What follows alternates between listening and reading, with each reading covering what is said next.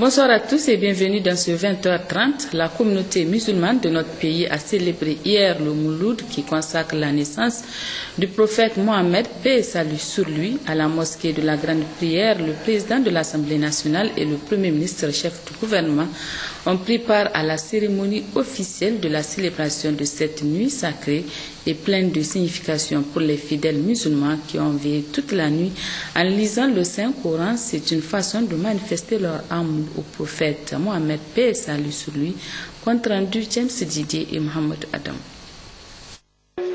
Ils sont nombreux les fidèles qui ont pris part à la célébration du Mouloud qui consacre la naissance du prophète Mohammed, paix et salut sur lui, occasion pour la Oumma islamique de manifester sa joie, son amour, sa confiance à son prophète Mohammed, paix et salut sur lui, messager du Dieu qui a marqué toute l'humanité par sa bonté, sa bienfaisance, ses bonnes œuvres et sa vision pour un meilleur avenir pour la Oumma islamique. À la mosquée de Grande Prière, les fidèles étaient également nombreux, parmi lesquels l'on note la présence du président de l'Assemblée nationale, du chef du gouvernement, les membres du gouvernement, les représentants de la chefferie traditionnelle, les corps diplomatiques, les représentants de la communauté chrétienne a été également présents pour témoigner leur solidarité et leur amitié à leurs frères musulmans. C'est une démarche de paix, c'est une démarche d'amour. Nous avons célébré Noël il n'y a pas longtemps et nous avons été heureux d'accueillir dans nos célébrations la communauté musulmane.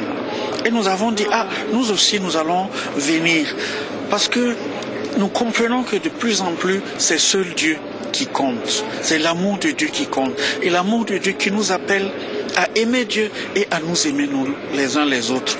Des prêches, des communications, la lecture du Saint-Coran, des messages, des interventions des ulémas sur la vie et la biographie du prophète Mohammed, paix et salut sur lui, ont marqué cette célébration du Mouloud, une nuit historique et sacrée, pleine de signification pour la Oumma islamique. Allah a dit dans le verset le coalisé, Al-Ahzab, Inna Allah wa malaikatahu yusalluna ala nabi, ya ayyuhalladhina amanu sallu alayhi wa sallimu taslima. Allah a dit que Allah et ses anges prient sur le prophète. Il n'y a aucun prophète qui a eu vraiment cette considération. Allah n'a prié sur aucun prophète. Ce n'est pas le prophète Mohammed sallallahu alayhi wa sallam.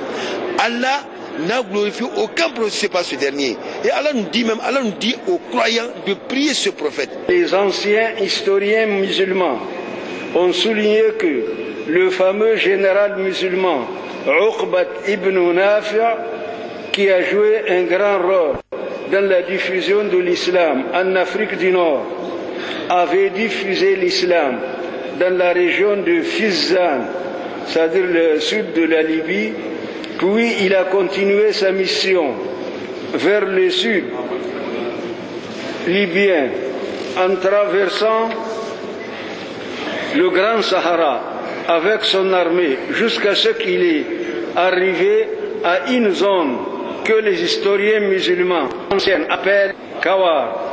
Cet événement historique s'était passé dans l'année 46 de l'Hégire, c'est-à-dire 35 ans seulement après la mort de notre prophète sallallahu alayhi wa sallam. À cet effet, de nombreux royaumes islamiques ont été créés dans les différentes zones qui constituent aujourd'hui la République du Niger. Après la lecture du Saint-Coran, les fidèles ont prononcé une fatia pour l'unité, la paix, la prospérité, la santé pour le Niger et son peuple. Deux vœux formulés ici par le Premier ministre chef du gouvernement. Le vœu, c'est que nous venons de célébrer dans la ferveur cet anniversaire du prophète Mohammed sallallahu alayhi wa sallam. Et nous nous réjouissons de ce que ça se passe dans les meilleures conditions. En tout cas, j'ai trouvé la Oumma islamique ici pleine de ferveur. Et dans la foi, dans la communion, nous venons de célébrer cet événement très important. Les fidèles et les autorités se réjouissent de la mobilisation et de la bonne organisation du Moud. Depuis 20 heures, les gens ne cessent de se mobiliser pour essayer quand même de rappeler, si vous voulez, la biographie du prophète Mohammed sallallahu alayhi wa sallam, et également pour faire des prières pour le pays. Donc je suis dans une mission du chef de l'État qui nous a en tout cas mandaté pour sillonner toutes ces mosquées-là et apporter en tout cas son soutien à tout le peuple musulman de notre pays. Aujourd'hui même les chrétiens ils sont venus, donc c'est une bonne chose pour le Niger que les religions ils s'entendent bien avec tout le monde, donc ça c'est bon. Les fidèles ont veillé toute la nuit en lisant les Saint-Coran pour manifester leur amour à leur prophète Mohammed, paix et salut sur lui. La mosquée Cheikh Chaibou du 2e arrondissement de Niamey a, à l'instar des autres lieux de culte musulmans, commémoré hier soir le Mouloud ou l'anniversaire de la naissance du prophète Mohammed, paix et salut sur lui. 200 de personnes issues des quartiers de la capitale et de plusieurs contrées du Niger ont effectué le déplacement pour célébrer cet important événement de la communion des cœurs et des esprits. Le résumé de Gérard Ablaziz et Yazrabi. Le quartier 2e arrondissement de Niamey, au niveau de la mosquée Cheikh Chaibou, a connu une ambiance toute particulière en ce vendredi 2 janvier qui coïncide au Mouloud, anniversaire de la naissance du prophète Mohammed, paix et salut sur lui. Affiches de posters d'échecs regrettés, exposition, vente d'écrits sur l'islam, entre autres, lecture du Saint-Coran, prêche et communication sur la vie du prophète Mohammed. Il faut dire que le Mouloud revêt une grande importance chez les musulmans. Tout musulman doit célébrer cette nuit. Les jours passés, c'était, si je ne me trompe pas, c'était la naissance de Christ. Nous, musulmans aussi, nous devrons montrer notre amour et notre satisfaction totale.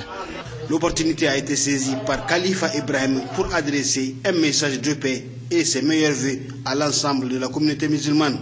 Il ne doit pas avoir de tiraillement entre les musulmans. On dit que l'union fait la force, quelles qu'en soient les faiblesses des unificateurs. Et il doit s'unir. Les musulmans venus des 4 coins de la capitale et de plusieurs localités du Niger pour la mosquée Cheikh Chaibou ont célébré cet événement jusqu'au petit matin. À l'occasion toujours de la célébration de la fête du Mouloud commémorant la date de la naissance du prophète Mohammed, paix et salut sur lui, la communauté chrétienne du Niger partage la joie de tous les musulmans tout en leur souhaitant ses meilleurs vœux. Le message est lu par l'administrateur apostologique de Niamey, Monseigneur Michel Kartatik. La communauté chrétienne catholique du Niger est heureuse de souhaiter ses meilleurs vœux à l'ensemble des croyants musulmans à l'occasion de la fête de Mouloud. Cette année, cette fête a lieu à quelques jours de Noël, où vous étiez nombreux à partager notre joie. C'est cette même joie que nous voulons partager à notre tour avec vous. La rencontre de ces deux événements est l'occasion de nous rapprocher encore davantage sous le regard clément et miséricordieux de Dieu, pour qu'ensemble nos communautés soient des lieux où se vivent au quotidien l'amitié et la fraternité, expression unique d'une foi enracinée dans la vérité de Dieu. Nous nous unissons à votre prière qui monte vers Dieu avec ferveur et quiétude, et nous lui demandons d'un cœur sincère et converti que son regard sur l'humanité nous transforme pour que nos relations humaines connaissent la bienveillance et le respect, gage de l'harmonie des cœurs. En vous rejoignant en ce jour béni, nous vous redisons notre fraternité qui nous soumet solidairement à la volonté de Dieu sur nos chemins particuliers. Que Dieu, le bon, le clément, plein de bienveillance, bénisse votre communauté, vos familles et chacun de vous en particulier. Bonne et heureuse fête à toutes et à tous. Après le renvoi du procès de l'affaire des bébés importés au 30 janvier prochain, la société civile réagit promptement. La coalition d'organisations de la société civile ayant exigé que l'affaire soit instruite jusqu'au bout, se félicite aujourd'hui de l'évolution du dossier. Pour Abdou Maman Lokoko, le juge doit s'intéresser au fond du dossier. Nous nous réjouissons de l'ouverture de ce procès sur l'affaire dite des bébés importés. Vous n'êtes pas sans le savoir que nous étions de cette société civile qui, il y a quelques mois de cela, était sorti pour demander qu'il y ait un procès équitable, un procès social, un procès d'égalité de tous les citoyens devant la loi, pour que cette affaire-là soit un exemple, non seulement pour les Nigériens, mais aussi pour l'ensemble des pays qui sont impliqués dans cette affaire scabreuse. Aujourd'hui, Dieu merci, le procès s'est ouvert et nous estimons que le juge a pris toutes les dispositions pour qu'il se poursuive. Mais notre grande surprise, c'est que les avocats qui, il y a un certain temps, disaient qu'ils étaient prêts et que le dossier était vide, hier nous étions très surpris de constater qu'ils ont réellement demandé et posé des obstacles à la poursuite du procès, ce qui a amené son report au 30 janvier. Nous estimons que, puisqu'ils sont fondés en droit de croire que le dossier est vide, et qu'eux-mêmes, ils veulent en finir, ainsi que l'État du Niger, avec cette affaire, qui continue encore à faire des vagues, non seulement au Niger, mais aussi dans les pays voisins, et même sur le plan international, on en parle, il serait mieux qu'ils acceptent qu'on poursuive le procès. Surtout que ce procès-là a drainé beaucoup de monde. C'est comme des assises. Les gens sauront si le dossier est vide ou non, et le juge doit juger, lire le droit tel que on ne va pas innocenter des coupables ni culpabiliser des innocents. Nous, notre grand souhait, c'est que le procès se poursuive normalement et que le droit, rien que le droit, doit être lu et appliqué aux auteurs et aux co-auteurs de cette affaire. Parce que aujourd'hui, quoi qu'on dise, cette situation a terni l'image du Niger. Il faut faire la lumière, toute la lumière, sur cette affaire des bébés importés et que les protagonistes puissent s'exprimer publiquement pour dire quel rôle ils ont joué, comment on est arrivé là. Puisque l'État, c'est un tout. Mais la justice, elle est rendue au nom du peuple. Le juge doit prendre ses responsabilités et nous l'encourageons en tout cas à aller jusqu'au bout pour faire toute la lumière, je dis, dans cette affaire qui continue à faire couler des vagues. La défense, nous estimons, elle doit se ressaisir. Elle doit éviter le dilatoire. Si tant est que elle est sûre que ce dossier est vide, que ce dossier peut être défendu par eux, eh bien, ils n'ont qu'à laisser la justice suivre son cours normal. Pour notre part, nous allons assister, observer et suivre de près, surtout, ce jugement pour qu'il y ait équité et égalité des citoyens devant la loi par rapport à cette affaire et d'ailleurs bien d'autres. Donc voilà notre compréhension de ce procès. Et enfin, nous souhaitons vraiment que ça se poursuive normalement, qu'il n'y ait pas d'entrave de qui que ce soit, qu'aucun interventionnisme ne soit lié ni de la part de l'État, ni de la part des gens qui sont supposés être coupables ou concernés par cette affaire. Le ministre de l'Énergie et du Pétrole, Fumokoy Gado, était hier dans la région de Zender, à la Soraz aussi, en vue de constater de visu l'état d'avancement des travaux de maintenance des installations de la dite société. Mariam Keita et Lawel Babali pour le compte rendu. Il s'agit par la présente visite du ministre de l'Énergie et du Pétrole, Fumokoy Gado, à la Soraz, de constater de visu l'état d'avancement des travaux de la grande maintenance des installations de la dite société. Une révision générale, la première du genre depuis la mise en service de la Soraz et qui a débuté le 1er décembre dernier, prévu pour durer 45 jours. Aussitôt après, le ministre qu'accompagne le gouverneur de la région Kalla Moutari, l'honorable sultan du Damagaram El Hadj Aboubakar Sanda, le préfet de Tanout Ibrahim Boubacar ainsi que plusieurs autres cadres, a rencontré le personnel de la Soraz avec à sa tête le directeur général Yang Zongde. Une rencontre au cours de laquelle un compte rendu détaillé sur le fonctionnement de la Soraz a été fait au ministre et sa délégation par le personnel de la dite société. Des points relatifs à l'état de paiement où il a été question des conditions difficiles de fonctionnement de la SORAS qui seraient engendrées par les impayés de la SONIDEP, les taxes et l'exploitation de l'année 2014 et la prévision 2015, avec l'analyse de la cause de la perte qui résulterait de la baisse importante du prix du pétrole sur le marché international et de la baisse du taux de change. En dernier, les revendications du personnel nigérien. Après une écoute attentive des interventions, dont celle du directeur général Yang Zongde et du directeur général adjoint Ahmed Babali, le ministre a tenu à apporter ses réponses. Concernant le deuxième point qui a été abordé, ça porte sur l'épineuse question des impayés de la SONIDEP vis-à-vis de la SORAS.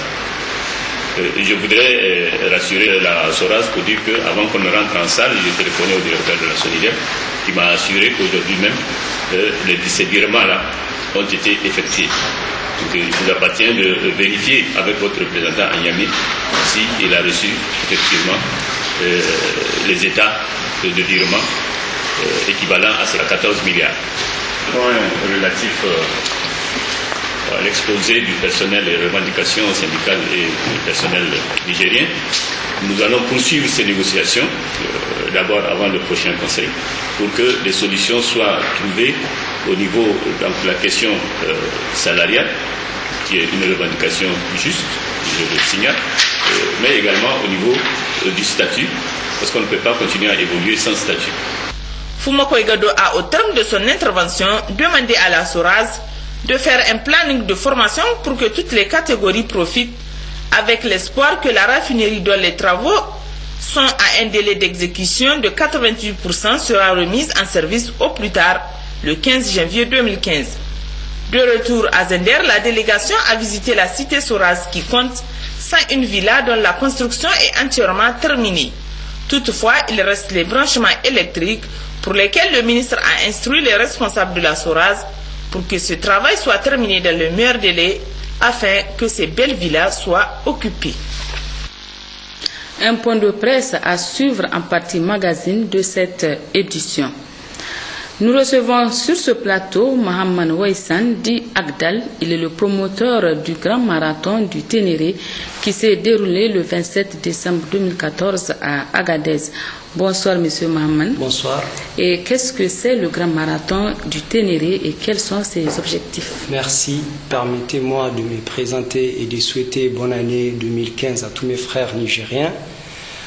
Donc je m'appelle Mohamed Waissan alias Agdal. Donc je suis le promoteur de l'événement Grand Marathon du Ténéré et directeur de l'agence organisatrice de l'événement Imoire Expédition. Donc le Grand Marathon du Ténéré est un événement sportif, culturel et symbolique placé sous les slogans « Courir pour la paix au Sahel ». Donc cet événement a 3 objectifs. Le premier, c'est de développer le sport, l'athlétisme. Le deuxième, c'est la relance des activités touristiques et des activités phares de la région qui, depuis un moment, nous l'avons perdu. Quand je parle du tourisme, je parle du tourisme interne qui cadre dans la politique de l'État, c'est de faire découvrir l'aspect touristique qu'il y a autour de la région.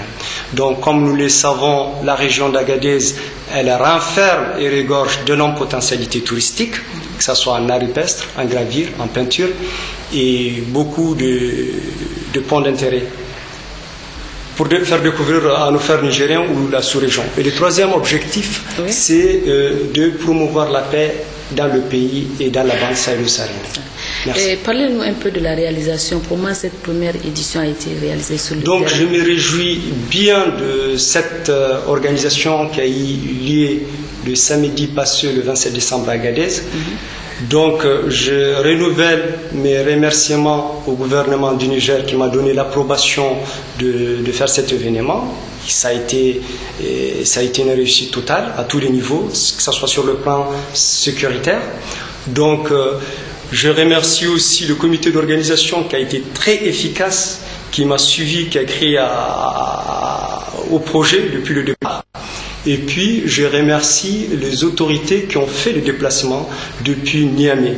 Donc, comme vous l'avez vu, l'élément qui a passé à la télé. Nous avons reçu à Agadez le ministre du Sport, donc Abdelkarim Dambala, le ministre de l'Élevage.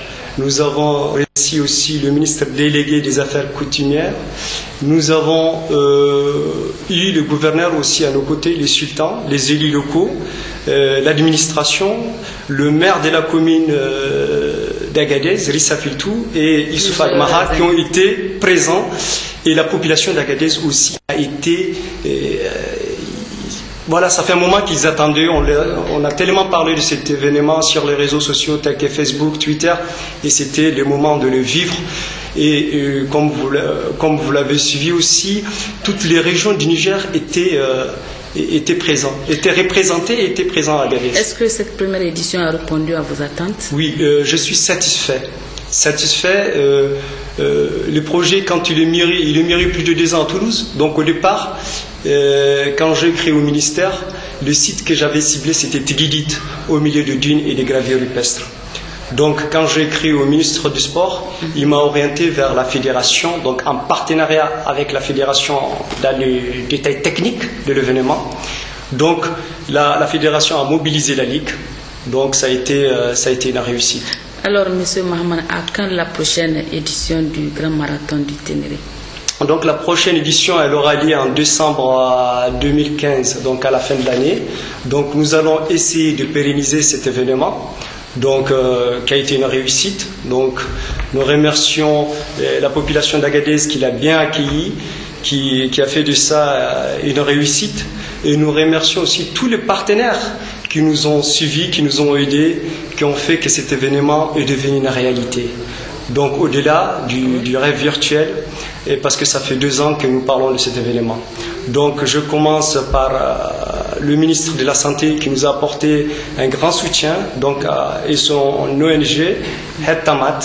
La Bra Niger, en termes de ravitaillement, donc ils ont mis tout le nécessaire en termes de boissons sucrées, de petites bouteilles d'eau, des grandes bouteilles d'eau sur le point d'épongement. Et Rimbo Transport qui a assuré le déplacement de coureurs de toutes les régions vers Agadez gratuitement. Donc la Nigérec, la BIA, la Fédération, Air Info, Peace & Sport, Collection Armata, Oxfam, Étoile du Ténéré, la Sonichar, Hôtel Zagado, Sarah FM et SDS Sahel et tout, ils sont beaucoup. Je suis désolé, je n'ai pas eu la possibilité de...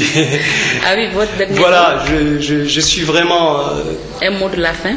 Un mot de la fin, voilà, je demande à l'État du Niger de nous aider à pouvoir pérenniser cet événement. Quand même, un événement, au-delà de la volonté, nécessite des moyens financiers. Nous sommes de jeunes. Et s'il y a de belles personnes, de belles âmes qui ont envie de nous accompagner, qui ont envie de nous aider, nous avons un site web, ils peuvent prendre attache à nous.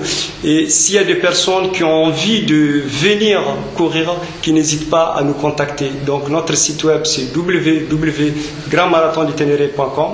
Comme nous avons aussi des pages telles que Facebook et Twitter sur lesquelles on peut se mettre en contact avec nous. Merci, M. Mohamed Hassan, et merci d'être venu. Suite de cette édition, la polyclinique Magori a désormais un plateau technique élargi avec un nouvel appareil pour l'imagerie par résonance magnétique.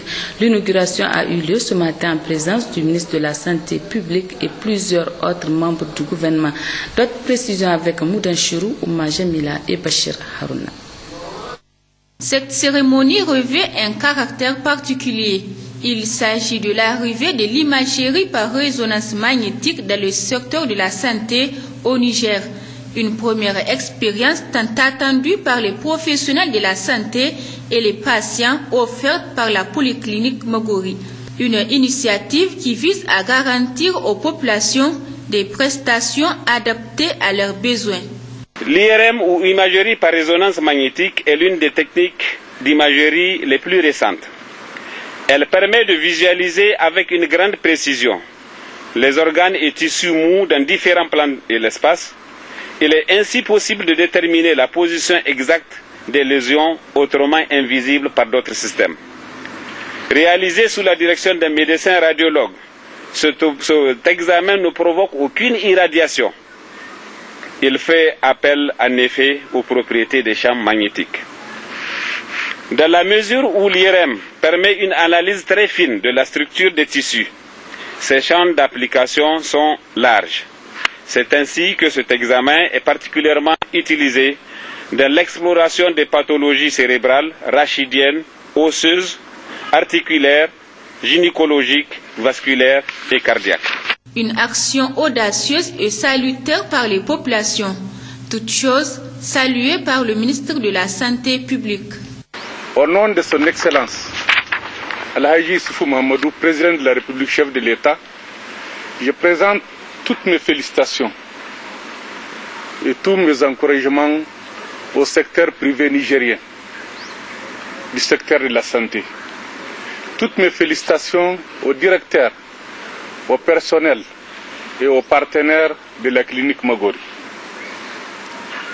C'est pour nous, au niveau du ministère de la Santé publique, un bon début de l'année 2015.